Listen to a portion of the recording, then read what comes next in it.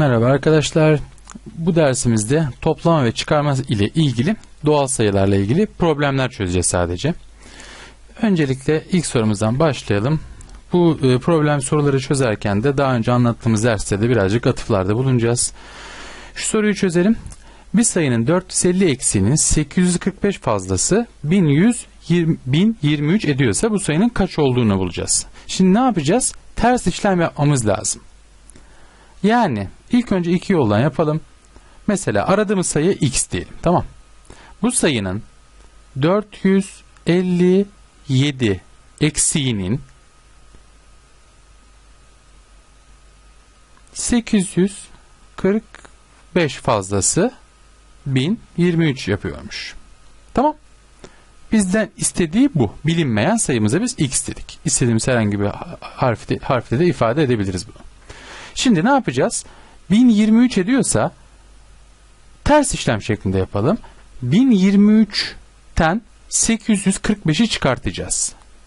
Bütün söylediği işlemlere eksi diyorsa artı yapacağız. Fazlası diyorsa eksi şeklinde yapacağız. Ters işlem yapacağız. Dersimizde hatırlıyorsanız 2 ders önce olması gerekiyor. Toplam ve doğal sayıları toplama ve çıkarma işleminde bunların özelliklerini söylerken size bir şey söylemiştim. Doğal sayılarda toplama işlemi çıkarma işleminin, çıkarma işlemi de toplama işleminin tersidir. Biz ters işlem yaparsak eğer ya da bu eşitsizliği de çözebilirsek aynı şekilde şu x'i bulmamız için şu 845'i şu tarafa atmamız lazım. Yani x eksi 457 eşittir. Bu buraya geçtiği zaman önündeki artı işareti eksi olur. 1023 eksi 845. Bu denklem eşitsizliği çözerken göreceğiniz bir şey aslında, ama burada ters işlem yapalım diyor. Aynı şey yapıyoruz aslında. Bir sayının 457 eksiğinin 845 fazlası 1023 ise 845 fazlası 1023 olan sayı 1023 eksi 845'tir. Aynı şey yapıyoruz. Şimdi şu köşede şunu çıkartalım. 13'ten 5 çıkar 8 kalır. Burada 1 kaldı. Burada 7 kalır. Burada 1 olur. 178. Yani olay şuna geldi. X eksi 457 eşittir 178. Şimdi hangi sayıdan 457 çıkartırsak 178 kalır. Bakın hangi sayıdan 457 çıkartırsak 178 kalır. O zaman 178'i 457'yi toplamamız gerekiyor. Yani denklem çözümü olarak da x'i yalnız bırakmak istiyorsak x eşittir. Şu önündeki eksi işaretini şu tarafa attığımız zaman artı olur. 178 artı 457. Şimdi bu iki sayıyı toplayalım. Direkt 178 şurada, altına 457 ekleyerek şu eksi işlemi diye şurada direkt toplayalım. 7 8'de 15, elde var 1. 7 5'te 12, bir de elde 13, 4. Bir daha 5. Demek ki 535 sayısının 457 eksiğinin 845 fazlası 1023 ediyormuş. Şu soruya bakalım. Bu da bir soru tipidir. Sürekli, kesinlikle önünüze ileride de şimdi de çıkacak bir soru tipi. Meltem bir bilet kuyruğunda baştan 17. sırada, sondan da 43. sırada. Meltem'in bu bilet kuyruğunda kaçıncı kişi olduğunu bulmamız gerekiyor. Şimdi bu şu şekilde gördüğünüz gibi en baştan gişe şurada, baştan 17 kişi var şurada. Meltem bu 17 kişinin içinde. Sondan da 43 kişi var.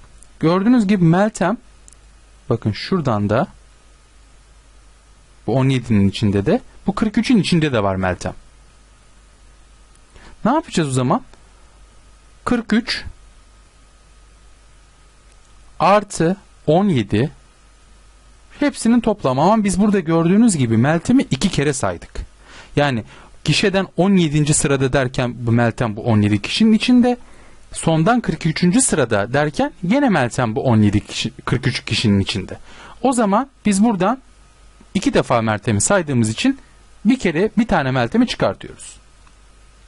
Yani 43, 17 daha 61 çıkartırsak 59 kişi vardır bu kuyrukta diyoruz. Bu tarz problemlerde bu Meltem'i buradaki herhangi kimse artık bu sıradaki kişiyi 2 defa saydığımız için bir kere çıkartmamız gerekiyor. Dikkat etmeniz gereken nokta burası. Şu soruya bakalım. A küçüktür 80.164 eksi 13.759 sayısında A yerine yazılabilecek en büyük diyor doğal sayı diyor. En büyük doğal sayıyı bulalım. Şimdi burada yapılmış. Biz şurada tekrardan, hatta bunun üstünden geçelim. Bununla ilgili bir örnek daha yapacağız ileride. Zaten ne yapacağız burada? İlk önce A küçüktür şu işlemi bir yapalım değil mi? 80.164'ten 13.759 çıktığı zaman 66.405 kalıyor. O zaman bizim sorumuz ne hale geliyor? A küçüktür 66.405. Ne diyor? A yerine yazılabilecek en büyük sayı diyor. Yani şurada öyle bir sayı olabilecek ki hem bundan küçük olacak hem de A'nın alabileceği en büyük değer olacak. O zaman biz bunun bir küçüğünü buraya yazarsak, yani 66.404 küçüktür 66.405. Doğru mu? Evet, 66.404 66.405'ten küçüktür. Bundan sonra zaten bu geliyor. Yani bunu buraya yazarsak küçüktür olmaz. Eşittir yazmamız lazım. O yüzden bu A yerine gelebilecek en büyük sayı 66.404 olur diyoruz. Şimdi şu soruya bakalım. Yukarıda verilen toplama işleminin tahmini sonucu kaçtır? Şimdi 4 basamaklı bir sayıda. Tahmini yuvarlarken, daha doğrusu tahmini sonucu bulma işlemlerinde, toplamada yuvarlarken ne yapıyorduk? Son 3 basamağa bakıyorduk. Eğer bu son 3 basamak 500'den büyükse bir üst binliğe, 500 ise gene bir üst binliğe, eğer 500'den küçükse bu son 3 rakam, 3 basamak, o zaman da bir alt binliğe yuvarlıyorduk. Şimdi bu 1684'te son 3 basamağımız ne bizim? 684, yani 500'den büyük. O zaman bir üste yuvarlıyoruz. Bir üst binliğe. Yani aşağı yukarı 2000'dir bu sayı diyoruz. 2000'e yuvarlıyoruz. 475 3 basamaklı bir sayı. 3 basamaklı sayılarda 475 gibi ne yapıyorduk? Son 2 basamağa bakıyorduk. Son 2 basamaktaki bu rakamla sayı arasındaki fark da arkadaşlar çok karıştırılan bir şeydir. Rakamlar sıfırdan başlayan 0 ile 9 arasındaki sayılardır. Bunlara rakam diyoruz biz. 475 bir rakam değil yani. 475 sayısında 3 basamaklı bir sayı olduğu için bu son 2 basamağa bakıyoruz. Eğer 50'den büyükse bir üst yüzlüğe, 50'den küçükse bir alt yüzlüğe. Eğer 50 ise gene bir üst yüzlüğe yuvarlıyoruz. 475'te de son 2 basamak ne? 75, yani 50'den büyük. O zaman buna da biz ne diyoruz? 500 diyoruz. Şimdi burada yaptığımız yanlış şu arkadaşlar. 1684 bir üst binliğe yuvarlarken burada ne yapmamız gerekiyordu? 2000'e değil, 1700'e yuvarlamamız gerekiyordu. Burada da bu yanlışı yaptık. O yüzden cevabı yanlış bulduk. Çünkü 684 sayısı 500'den büyük olduğu için bir üste yuvarlamamız gerekiyor bizim bunu. Yani 1700'e yuvarlamamız gerekiyor. 1700, 500 daha ne yapar diyoruz? 2200 yapar diyoruz. Yani doğru cevabımız D seçeneğinde. Bir sonraki sorumuzda da gene tahmini toplama işlemiyle ilgili bir soru. Yukarıdaki toplama işlemi yukarı tahmin yöntemiyle çözüldüğünde toplam kaç olur diyor. Yukarı tahmin yönteminde ne yapıyorduk? Son 2 basamağa bakıyorduk. Son 2 basamak 50'den büyük ise eğer bir üstte, 50'den küçük ise bir alta. İkisinde de gördüğünüz gibi son 2 basamaklar 50'den büyük. O zaman bunu 500'e, bunu da 600'e yuvarlıyorduk. Yani 500, 600 daha 1100 yapıyorduk. Dediğim gibi bu yuvarlama işlemlerinde çok nasıl diyeyim, muğlak şeyler bunlar. Çok fazla kafaya takmayın. Anlamazsanız da çok fazla kafaya takmayın. Çünkü belli başlı kuralları var. Birazcık aslında ezberlememek lazım matematikte herhangi bir şey, ama burada belli başlı kurallar var. Bu kuralları motomot uygulamanız gerekiyor arkadaşlar. Son 2 basamağa bakacaksınız. Son 3 basamağa bakacaksınız. Kaça yuvarlayacaksınız? Hangi yöntemle çözmenizi istiyor? Bunlar birazcık muğlak ifadeler. Burada bu konunun olmasının sebebi sizin zihinden işlemleri gerçekleştirebilmeniz. Bu pratiği kazanmanız. Aslında amaçlanan bu. Bunu kapmanız bu konu için yeterlidir. Bir sonraki sorumuza bakalım. Aşağıdaki sayılardan hangisinin en yakın yüzlüğe yuvarlanmış hali diğerlerinden farklıdır diyor. Şimdi en yakın yüzlüğe yuvarlamak. Bu en yakın yüzlüğe yuvarlamak ne demekti? Son iki basamağa bakıyorduk. Son iki basamak 50 ya da 50'den büyükse bir yukarıya, 50'den küçükse bir aşağı yuvarlıyorduk. Şimdi bu 45 50'den küçük. O zaman bunu biz 900'e yuvarlarız değil mi? Şu 909 gene 50'den küçük. Gene 900'e yuvarlarız. Şuraya bakalım 845. Gene son iki basamak 50'den küçük. 45 yani. Bunu 800'e yuvarlarız. 875. 50'den büyük son iki basamağı bir yukarıya 900'e yuvarlarız. Bize neyi soruyor? Diğerlerinden yuvarlanmış hali, en yakın yüzde yuvarlanmış hali diğerlerinden farklıdır diyor. Neymiş? O zaman farklı olan D seçeneği, yani 845 800'e yuvarlanıyor. Diğerleri 900'e yuvarlanıyor. Hangi sayının 5439 fazlasının 3127 eksi 9999 olur? Şimdi buraya kendimize birazcık yer açalım. Biraz önce aynı sorunun farklı sayılarıyla sadece çözmüştük. Şimdi bir daha burada çözelim. Bu sayımıza biz x diyelim. Bu x sayısının, düzgün yazamadım, x sayısının 5439 fazlasının 3127 eksiği 9999'muş. Bize bu x'i soruyor. Ne yapıyorduk? Bilmem ne sayısının şu kadar fazlasının 3127 eksiği. En sondan başlıyoruz. 3127 eksiği 9999 ise o zaman 9999'a 3127 ekleyeceğiz. Tam ters işlem yapacağız. Şunu sadece denklem olarak doğrusunu yazmak adına yaptım. Biz bunu bir önceki gibi sorduğu gibi ters işlem yöntemiyle yapalım. O zaman 9999 sayısına 3127'yi bir ekleyelim bakalım. 9 7 daha 16, elde var 1. 9 2 daha 11, bir de elde 12. 12'nin ikisi gene elde var 1. 9 1 daha 10, bir de eldemiz vardı 11. 11'in biri elde var 1. 9 3 daha 12, bir de eldemiz 13. 13126 sayısı. Şimdi soru ne hale geldi? Hangi sayının 5439 fazlası 13126'dır? Ne yapacağız o zaman? 13126 sayısından 5439'u çıkartacağız. Fazlası dediği için. Ters işlem yapıyoruz. Yani 13126'dan 5439'u çıkartmamız gerekiyor. Çıkartalım. 6'dan 9 çıkmaz. 16'dan 9 çıkarsa 7. 1 kalır. 11'den 3 çıkarsa 8. Burada 0 kaldı. 6. Burada da 7 kalır. 12 olduğu için ne oluyor? Doğru cevabımız 7687 oluyor. Yani bu tarz sorularda ters işlem yapmanız gerekiyor. Hangi sayının bir kadar fazlasının şu kadar eksiği şu kadar olur derse size, soruya en sondan başlayın. Sadece şurayı okuyun. 3127 eksiği 9999 olan sayıyı arayacağız ilk önce. Hangi sayının 3127 eksiği 9999'dur?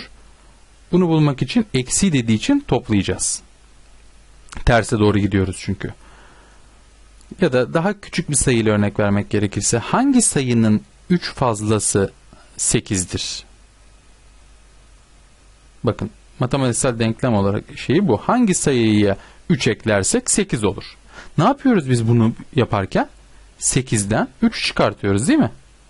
Fazlası diyor. Tersinden yaptığımız için 8'den 3 çıkartıyoruz. Aynı şey. Sadece burada sayılar büyüyünce kafanız karışmasın.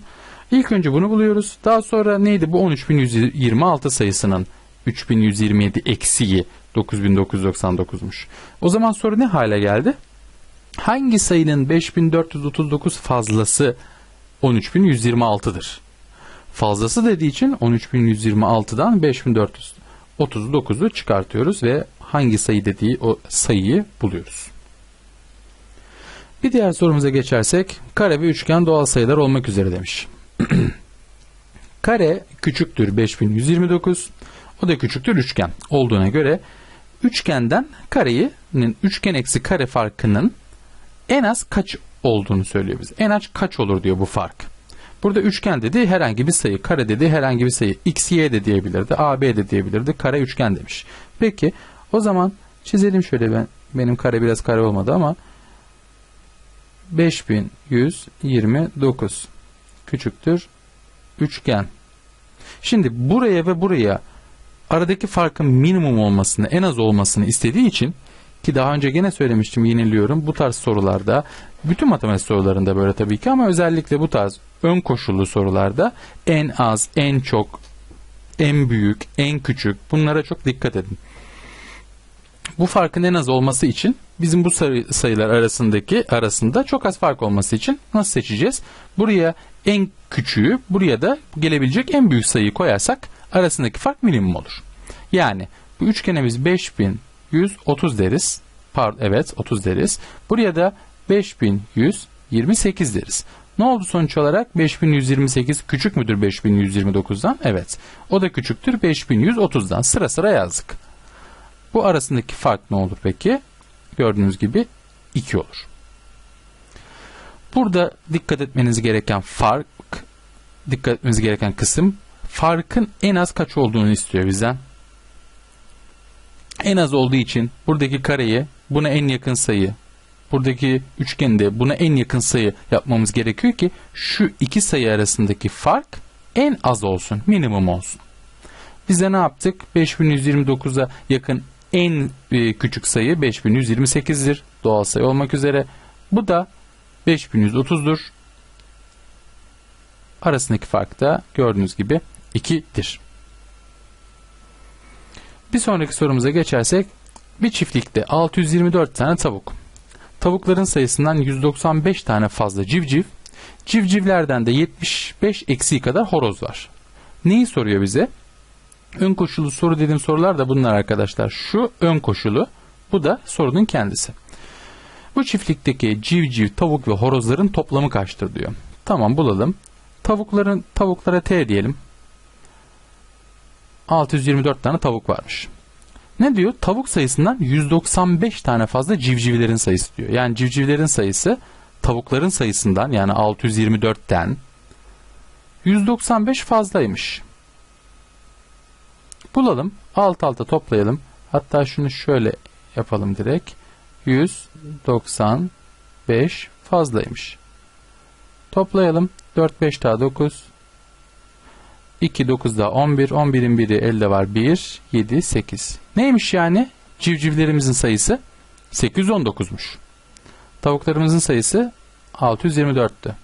Civcivlerimizin sayısı 819. Kendimizi zannedelim. Yer açmamız gerekecek. Rahat çözebilmemiz için, evet. Ve civcivlerin 75 eksiği kadar da horoz var diyor. Yani horozların sayısı civcivlerden 75 eksiği. Yani civcivlerin sayısı 819. Civcivlerden 75 eksik neyin sayısı? Horozların sayısıymış. Yani 819'dan 75'i çıkartmamız gerekiyor ki horozların sayısını bulalım. Çıkartalım. 9'dan 5 çıkarsa 4. 1'den çıkmaz. Buradan bir alırız. 11'den 7 çıktı. 4. 774. Bu da neymiş bizim? Horozlarımızın sayısıymış. Bize neyi soruyordu?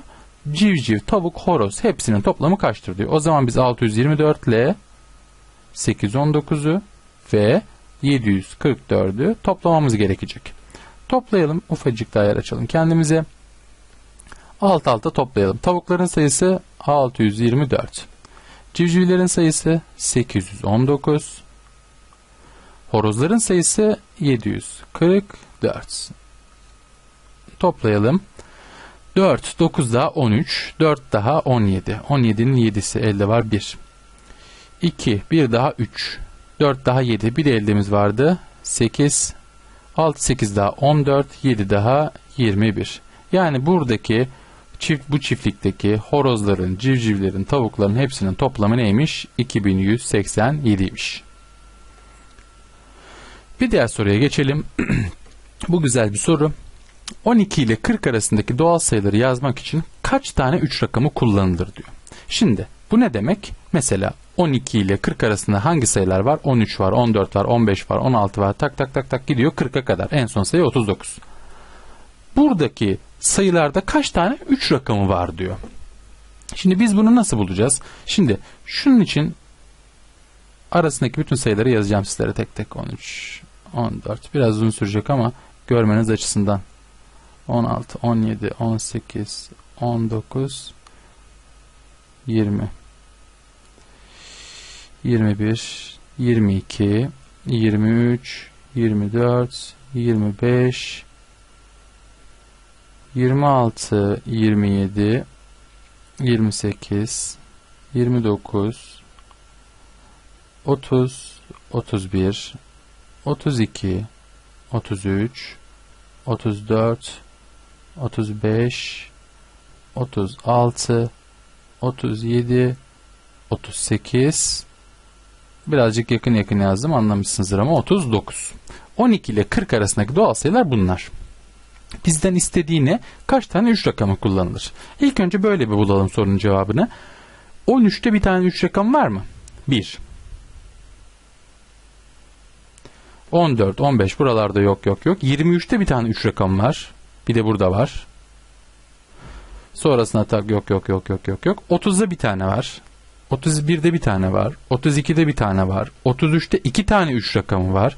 34, 35, 36, 37, 38, 39'da da birer tane var. Yani 1, 2, 3, 4, 5, 6, 7, 8, 9, 10, 11 tane de bu 30'lular da var.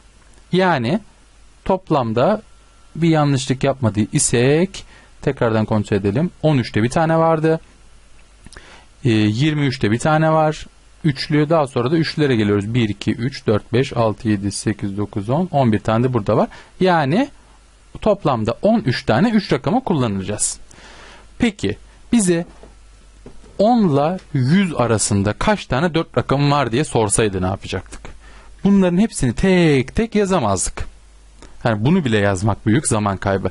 Ne yapacağız o zaman? Şunu yapacağız. Biliyoruz ki 10 ile 20 arasında bize 3 rakamını soruyorsa ya da 12 ile 20 arasında sadece 13'te bir tane var. Bakın bu 2 ile başlayan 20'lilere geldiğimizde gene 3 bir tane var. Bunları hep bileceğiz. Mesela 40 ile 50 arasında 3 bir tane vardır. Buradan böyle bir çıkarım yapabiliriz. Esas bulmamız gereken de şu. Üçlü rakamlarda kaç tane 3 var? Bakın 30'dan 39'a kadar 11 tane var. 30'dan 39'a kadar 30, 31, 32, 33, 1, 2, 3, 4, 5, 6, 7, 8, 9, 10 tane sayı var değil mi? 30 ile 39 arasında. Yani 30 ve 39'da dahil olmak üzere. Yani 3 ile başlayan 30'lar hanesinde.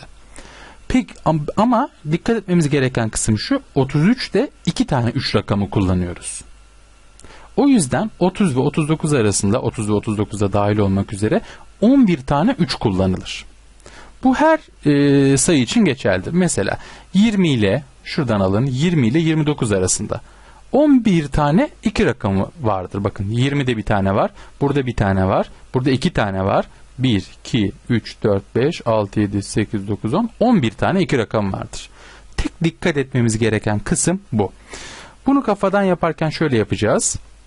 12 ile 40 arasında 3 rakamını arıyoruz. 10'larda 3'ü bir tane yerde kullanıyoruz 13'te. 20'lerde gene 3'ü bir yerde kullanıyoruz 23'te.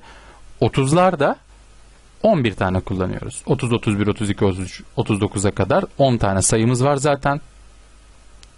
Bir de 33'te 2 tane kullandığımız için en büyük yanlışı şurada yapıyorsunuz.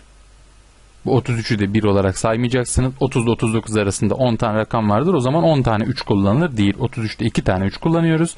O yüzden buraya da 11 diyoruz ve cevabımızda ne oluyor? 13 oluyor.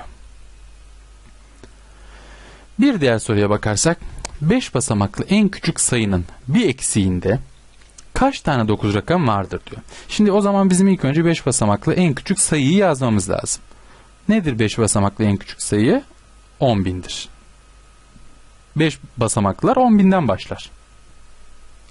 Ne diyor? Bunun bir eksiğinde. Bunun bir eksiğinde 9.999 yapar değil mi? 10.000'den 1 çıkarsak 9.999. 9.999'da 4 basamaklı en büyük doğal sayıdır mesela. Ne diyor? Bu sayıda kaç tane rakam vardır? Gördüğünüz gibi 9 rakam vardır diyor. 1, 2, 3, 4 tane 9 rakamı vardır diyoruz. Burada size yaptırmak istenen şey şu: 5 basamaklı en küçük sayı kaçtır? Ya da 4 basamaklı en büyük sayı kaçtır? Bununla ilgili yüzlerce çeşit soru türetebilirler, karşınıza çıkartabilirler. Sadece soruyu doğru okumanız, 5 basamaklı diyor, en küçük diyor. Burada dikkat etmeniz gereken bu işte. 5 basamaklı diyor, en küçük doğal sayı diyor. En küçük sayı diyor. Dikkat etmemiz gereken bu. Bir önce gene örneğini çözdüğümüz sorulardan bir tanesi. Gene bir tane daha bununla ilgili örnek çözelim. Aynı soru aslında, farklı bir şey soruyor sadece. Suna bir bilet kuyruğunda baştan A'ncı sırada, son A'ncı sırada da güzel oldu, sondan 11. sıradadır. Ve bilet kuyruğunda da 55 kişi olduğuna göre A kaçtır diyor. Şimdi şurada ben güzel çizemeyeceğim ama şöyle, şuna bir Suna diyelim. Ya da çöp adam çizmeye çalışayım mı? Çizmeye çalışayım hadi. Şuna biz Suna diyelim. Suna baştan, başa da şurası diyelim. Şurası baş. Bilet kuyruğu, yani bilet gişesi burası. Bilet kuyruğunda A'ncı sıradaymış. Yani şuradan şuraya A kadar kişi var. Sondan da, burası da son. Gişenin sonu. Gene sondan da kaç kişi varmış? 11 kişi varmış. Toplamda da şurada da son kişi olsun. Bu da son kişi. Toplamda da 55 kişi varmış. A kaçtır diyor. Ne yapıyorduk? Şimdi buradan baştan Suna'ya kadar A kişi var. Suna'dan en son kişiye kadar da, son sıraya kadar da gene 11 kişi varmış. Burada dikkat ederseniz hem baştan hem sondan sayarken Suna'yı 2 defa saydık. Yani burada yapmamız gereken baştan kaç kişi olduğu artı sondan kaç kişi olduğu eksi bir tane Suna çıkartacağız. Çünkü biz 2 defa Suna varmış gibi davranıyoruz burada. Ve bunların toplamları da 55'miş. Bunu yaptıktan sonra zaten gerisi 4 işlem. Şurası 10 olur. Öbür tarafa atarsak buradan da A'yı ne olarak buluruz? 45 olarak buluruz. Yani cevap A seçeneğinde. Bir dahaki sorumuza bakalım. Bir hafta boyunca Buz Devri 3 filmini izlemek için gelen izleyici sayısı 24.544 kişi imiş. Bu izleyicilerin 11.200 tanesi erkekmiş. Filmi izleyen bayanların sayısı kaçtır diyor. Kaç tane kız var, kaç tane erkek var, toplamı kaç? Çok basit bir soru. Toplamımız bu kadarsa, erkeklerimiz de 11.120 ise geri kalan da bayanlardır diyoruz. O zaman ne yapacağız? Toplamdan 24.544'ten erkeklerin çıkartacağız. 11.200. Bu toplam. Bu da erkekler. Geriye ne kalır? Bayanlar, kadınlar, kızlar, artık ne diyorsanız. Çıkartma işlemimizi gerçekleştirelim. 4'ten 0 çıkarsa 4 kalır. 4'ten 0 çıkarsa gene 4 kalır. 5'ten 2 çıkarsa 3 kalır. 4'ten 1 çıkarsa 3 kalır. 2'den 1 çıkarsa da 3 kalır. Bu da ne oluyor? Burada bayanlar demiş. Biz de bayanlar diyelim, nazik olalım. 13.344 tane bayan varmış bu sinema salonunda deriz biz de. Yani 13.344'te A seçeneğindedir. Burada yaptırmaya çalışan uzun uzun cümleler veriyor. Filmde oydu buydu. Sizden basit bir çıkarma işlemi yapmanızı istiyor sadece. O yüzden bu tarz sorularda da gözünüzü büyütmeyin. Paragraf çok uzun olabilir ama sorunun çözümü belki de 5 saniyelik bir olay olabilir. O yüzden öncelikle dediğim gibi bu tarz sorularda da, ön koşullu sorularda da mutlaka önce ön koşulu okuyun ve iyi okuyun. Size ne vermiş, sizden ne istiyor? Bir dahaki sorumuza bakalım. 74.123 artı 12.987 büyüktür yıldızdan demiş. Olduğuna göre yıldız yerine yazılabilecek en küçük doğal sayı kaçtır? İlk önce o zaman şu toplamı bir yapalım mı hep beraber? 74.123 12.987. Şunu bir toplayalım. 7 3 daha 10. Elde var 1. 2 8 daha 10. Bir de elde 11. 11'in biri. Gene elde var 1. 1 9 daha 10. Bir de elde vardı 11. 11'in biri, bir tane daha elde var 1. 4, 2 daha 6, bir de elde 7. 7, bir daha 8. O zaman nereye geldi sorumuz? 87.110 sayısı büyüktür yıldız. Buraya en küçük, bak altında çizmiş, her zaman çizmeyebilir. Buraya dikkat etmeniz gerekiyor demektir bu. En küçük ne olur? O zaman bunun bir küçüğü. Şu sayı 87.110 sayısı şu yıldızdan büyük olmak zorunda. Bu eşitsizliği vermiş bize. O zaman şunu da en küçük olarak ne yapmamız lazım? 87.109 yapmamız lazım. 87.110 87.109'dan büyüktür. O zaman doğru cevabımız A seçeneğinde olur. Diğer bir soruya bakalım. Bu da son sorumuz olacak arkadaşlar. Bu da güzel bir soru. Bir telefon şirketinin konuşma dakika tarifesi aşağıdaki tabloda verilmiş diyor. Yani 100 dakikalık 10 TL, 30 dakikalık 25 TL, 500 dakikalık 40 TL. Buna göre 155 TL'si olan ayda en fazla kaç dakikalık bir konuşma yapabilir diyor. Ne yapacağız şimdi?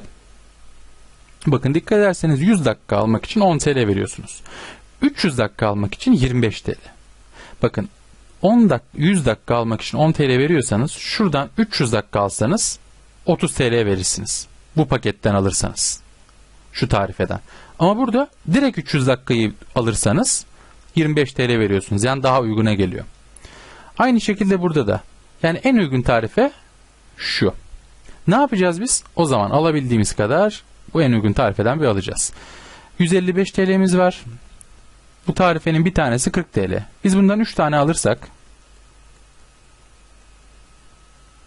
120 TL'mizi harcarız. Yani 3 kere 500 dakikalık aldık.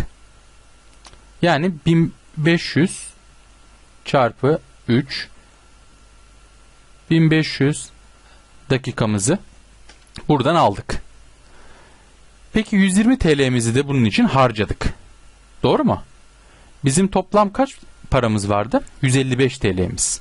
O zaman 155 TL'den 120 TL'mizi çıkarttığımız zaman harcadık bunu. Geri kalan cebimizdeki paraya bakarız değil mi? Yani 35 TL'miz kaldı bizim. Kalan para.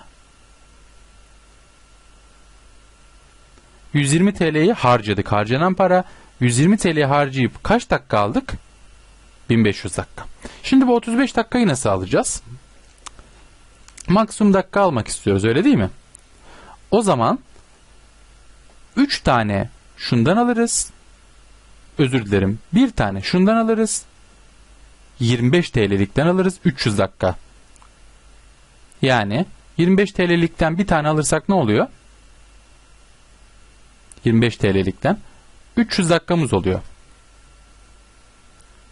300 dakika. 25 TL'yi harcarsak geriye 10 TL'miz kalır değil mi? O 10 TL ile de bir 100 dakika daha alırız. Tamı tamına yetirmiş oluruz paramızı. Ne oldu? 1500 dakikada 500 dakikada 3 tane 500 dakikada 40 TL'likten aldık. Tarifeden aldık. Toplam dakika sayısını soruyor çünkü bize. En fazla diyor. Kaç dakika konuşma yapabiliriz diyor. Bunların hepsi toplarsak 1500, 1600, 3 daha 1900 dakika konuşabiliriz. Yani doğru cevap D seçeneğinde. Burada bakmamız gereken ilk, gerçek hayatta da böyle arkadaşlar bu. Cebimizde ne kadar paramız var? 155 TL'miz var. Bizim maksimum konuşmamız için en uygun tarifeden almamız lazım bir kere. Yani en uygun tarife şu üçü arasında, şu 500 dakikası 40 TL olan. Bakın 100 dakikası 10 TL ise 300 dakikası 30 TL olması lazımken 25 TL vermiş. Aynı şekilde 100 dakikası 10 TL ise 500 dakikası 50 TL olması gerekiyorken 40 TL'lik bir tarife bu. Yani en uygun tarife şu üçüncü tarife. Ondan sonraki en uygun tarife ortadaki tarife, en uygun olmayan en kazık tarife de en üstteki tarife. O zaman biz maksimum en fazla şu paramızın yettiği kadar bu en yüksek tarifeden, en uygun tarifeden bir alalım. Yani 3 tane bu tarifeden alabiliyoruz. 4 tane alırsak 4 kere 40 1600 TL 160 TL vermemiz lazım. Bizim bütün paramız 155 TL. Bütün hepsine paramız yetmiyor. O yüzden 3 tane şu tarifeden almamız lazım.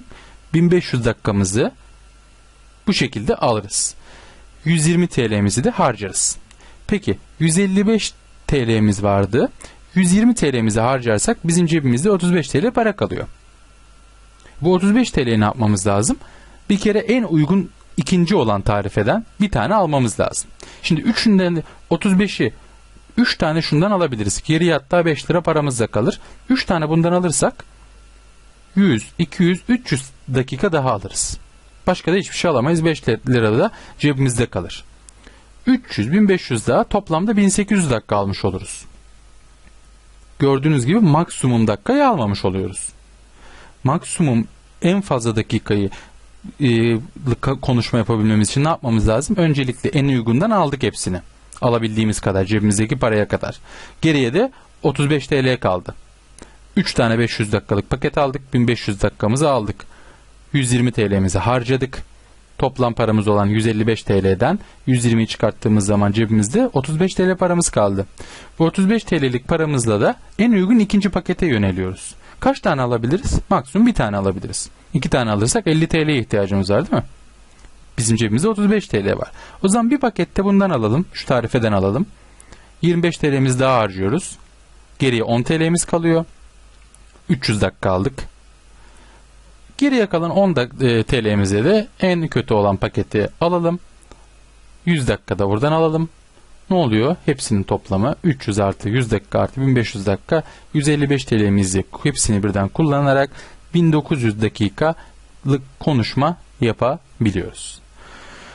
Bu soruları ben özel olarak birazcık farklı olması için de seçtim arkadaşlar. Bu soru birazcık zor bir soru. Birkaç soru önceki sorumuz birazcık zor bir soru. Yani en fazla 12 ile 40 arasında 3 rakamını kaç tane 3 rakamı kullanırız sorusu. Bunlar cins sorulardır. Nasıl yapıldığını bildikten sonra birazcık üstüne giderseniz eğer, birazcık üstüne giderseniz derken bu tarz biraz daha fazla soru tipi, biraz daha fazla soru çözmeniz gerekiyor. Çok basit, eğer toplama çıkarma işlemlerinde yanlışlıklar yapmazsanız bu problemlerden de soru kaçırmazsınız. Doğal sayılarla ilgili problemler kısmını ayrıca konularını anlatmıştım. Bir de problemler çözmek adına bu konuyu işledim, video çekelim dedik. Dediğim gibi birazcık bu konularda ben olabildiğince soru çeşidi göstermeye çalıştım. Eğer yetmezse bu soru çeşitleri, ki soru çeşitleri yetmesin hiçbir şekilde, olabildiğince soru çeşidi çözün. Siteden, ozançol.com'dan siteden öğrenci paneline başvurabilirsiniz. Orada online testler var. Onun haricinde de kendi kitaplarınızda, hem ders kitabınızda hem de yardımcı kitaplarınız varsa eğer yardımcı kitaplarınızdan da olabildiğince soru çözmeye gayret edin arkadaşlar. Her seferinde aynı şeyi söylüyorum. Her seferinde aynı şeyi söyleyeceğim. Matematik zor bir ders değil. Sadece konuyu öğrendikten sonra pekiştirme yapmanız lazım. Bol soru çözmeniz lazım. Bol soru tipi görmeniz lazım. Bazen kitapta kendiniz çalışırken değişik tarz soruların çözümlerinden anlayamayabilirsiniz. Özellikle de ben bu videoları çekerken de sizlere anlatırken de bu tarz soruları almaya gayret ediyorum anlatabilmek açısından. Dediğim gibi bol soru çözün, matematikten korkmayın, pekiştirme, konu anlatımını öğrendikten sonra hemen derhal arasına herhangi bir zaman koymadan pekiştirme yapın arkadaşlar. Bugünlük bu kadar. Bir dahaki konumuzda, bir dahaki dersimizde görüşmek üzere.